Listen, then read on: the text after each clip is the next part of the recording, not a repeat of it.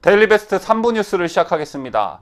자, 미국의 우파 성향 시사평론가이자 동아시아 전문가인 고든찬 변호사가 최근 문재인에 대해 잇따라 강도 높은 비판을 이어나가고 있어 세간의 주목을 받고 있습니다.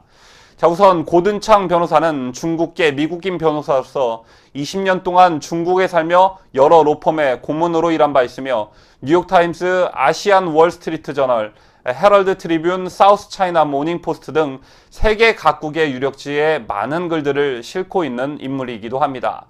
또한 고든창은 미국 트럼프 행정부에 상당한 영향력을 행사하는 폭스뉴스에도 자주 출연해 논평하고 있습니다.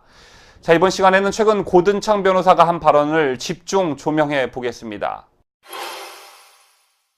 고든창 변호사는 현지 시간으로 13일 자신의 트위터에 문재인에 대해 여적죄로 고발한 한국의 시민단체를 언급하면서 문재인 대통령이 번역죄로 고발됐다. 대한민국을 배반한 대통령이 이제까지 벌여온 행각과 똑같은 일들을 특히나 북한의 침략에 한국의 벽을 허무는 행위를 앞으로도 벌일지 누가 알겠는가라며 자유진영은 한국을 잃을 수도 있게 됐다고 경고했습니다. 이어 문재인은 반역자인가? 그는 북한에 대해 무척 열정적으로 말하지만 그가 대표로 선출된 사회에 관해서는 똑같이 하지 않는다며 이는 그의 마음 상태에 대한 단서처럼 보인다고 지적하는 트윗글을 잇따라 올렸습니다. 또한 그는 문재인의 행보에 대한 강한 의구심을 지속적으로 드러내고 있습니다. 자, 고든창은 현지 시간 12일 BBC 로라 비커 기자가 문재인과의 인터뷰에 대해서 소개한 트위터를 인용하며 문재인은 김정은의 악마적 의도의 통역가이자 대변인이 됐다고 평했으며 지난 8일에는 문재인은 북한의 간첩일 수 있다고 말했습니다. 이어 그가 실제로 그렇든 아니든 간에 우리는 그렇게 간주해야 한다며 그는 자유와 민주주의 그리고 남한을 뒤엎고 있다. 그는 위험하다고 강조했습니다. 그는 하버드대학 한국학연구소 연구위원인 터프츠대학 이성윤 교수의 문재인이 평양의 엘리트들이 고난의 행군 시기 민족국가의 자존심을 지켜왔다고 말했다는 트위터 메시지를 인용하기도 했습니다. 자, 이뿐만이 아닙니다. 그는 10일에도 김정은은 남북 간 차이에 대해 걱정할 필요가 없다며 문재인의 정책이 남한의 성장을 심각하게 갉아먹고 있다. 이를 수렴현상이라고 부르자라고 했습니다. 그는 같은 날 다른 트위터를 통해 연이어 문재인 대통령의 보좌관들 중 다수가 북한을 지지한다며 따라서 그들은 한국의 해병대나 시민들이 죽임을 당하는 것에 대해 개의치 않는다고 했습니다. 이어 그는 불행하게도 문재인도 자국민의 죽음에 대해 걱정하는 것 같지는 않다며 왜 그런지 궁금하다고 여운을 남겼습니다. 자, 고든창은 또한 현지 시간으로 6일에는 우리 미국은 지난 10년간 남북의 진보적 대통령을 견뎌왔다며 우리는 북한의 가장 열렬한 지지자인 문재인보다 오래 가야만 한다고 했습니다. 그는 문재인은 김정은이 원하는 모든 것을 원하고 남한의 민주주의를 포함해 우리가 원하는 것은 거의 원하지 않는다며 문재인은 위험하다고 거듭 강조했습니다. 또한 창 변호사는 지난 3일 문재인은 처음부터 북한과 공모한 것처럼 보였다며 문재인이 남한을 김정은에게 넘겨주기 전에 알아내길 바란다고 덧붙였습니다. 창 변호사는 그 전날인 2일에도 이성윤 교수의 한국이 가짜뉴스와의 전쟁을 선포했다는 트위터 메시지를 인용하며 앞으로도 1년 후 한국의 언론의 자유가 있을까라며 문재인이 원하는 바를 얻을 경우 언론의 자유에 역행할 것이다 라는 취지의 주장을 펼치기도 했습니다. 자, 이어 정적들을 감옥에 집어넣는 것은 좋은 사인이 아니다라며 그는 김정은이 되어가고 있는가라고 반문했습니다. 고든찬 변호사는 트위터가 아닌 미국의 대표적인 자유보수 계열 지성지인 내셔널 인터레스트에 한국의 큰 실책, 통일 서두르는 문재인이라는 제목의 칼럼을 게재하기도 했는데 이 칼럼에서 고든창은 문재인이 북한과의 관계 개선 문제와 관련해 보이고 있는 이상한 행태들을 세 가지로 정리하기도 했습니다.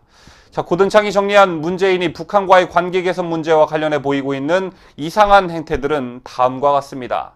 첫째, 문재인은 북한의 김정은 정권을 합법적인 정통성 있는 국가로 보고 있다. 지난 2014년에 발표된 UN 북한 인권 보고서는 북한의 인권 유린 행태를 인류에 대한 범죄로 규정했다. 하지만 소위 인권 변호사 출신인 문재인에게서 이에 대한 문제의식은 찾아볼 수가 없다. 둘째, 문재인은 북한의 핵무기를 포함한 대량 살상 무기에 대한 문제의식조차 없다. 이를 잘 보여주듯 지난해 문재인 정부의 외교부 장관은 워싱턴과는 아무런 협의도 없이 사드를 추가 배치하지 않고 미국의 미사일 방어 체계에 들어가지 않을 것이며 한미일 안보 협력을 군사동맹으로 발전시키지 않는다는 이른바 삼불 정책을 중국과 합의해 주었다. 셋째, 문재인 정권의 외교부는 남북 경협이 대북 제재안에 해당 사항이 없다는 논리를 국제사회에 설파하고 있다. 문재인 정권은 초창기에는 김정은이 핵무기를 포기할 때까지 대북 제재를 유지해야 한다며 적어도 표면적으로는 워싱턴과 공동보조를 맞추는 것 같았다. 하지만 이제는 달라졌다. 최근 문재인 정권의 외교부 장관은 폼페이오 미 국무부 장관과 유엔 안보리에 각각 북한에 대한 퍼주기식 남북 경협을 허락해 줄 것을 지속적으로 요청하고 있다.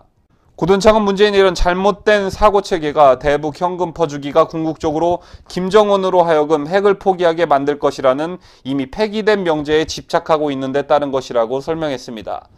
자, 또한 고든창은 이타라오 박사의 견해를 인용하면서 문재인은 북한에게 한국의 현관문을 개방한 정도가 아니다. 아예 현관문과 창문 전체를 철거하고 있다고 말하기도 했습니다. 고든창은 이어 수년 안에 김정은이 서울을 굴복시키는 것은 시간 문제라며 이는 문재인 정권을 구성하는 최고직들이 반기는 일이라고 지적했고, 문재인 정권의 수뇌부는 젊은 시절에 북한의 통치 철학인 주체사상을 맹렬히 수용했던 전력이 있는 사람들이며 이들의 친평양 관점도 현재 진행형이다라고 했습니다. 뉴스를 마치면서 워낙 고든창 변호사가 문재인 또는 문재인 정권에 대해 날카로운 분석을 해서 별다른 논평이 필요 없을 듯합니다. 자, 이런 고든창 변호사의 분석에 공감을 느끼시는 분들도 많으셨을 텐데요.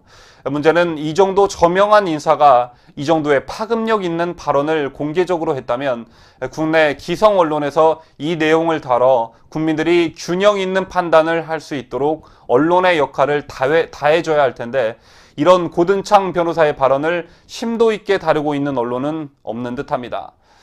자, 고든창 변호사는 앞으로 1년 후 한국의 언론의 자유가 있을까라고 걱정했습니다.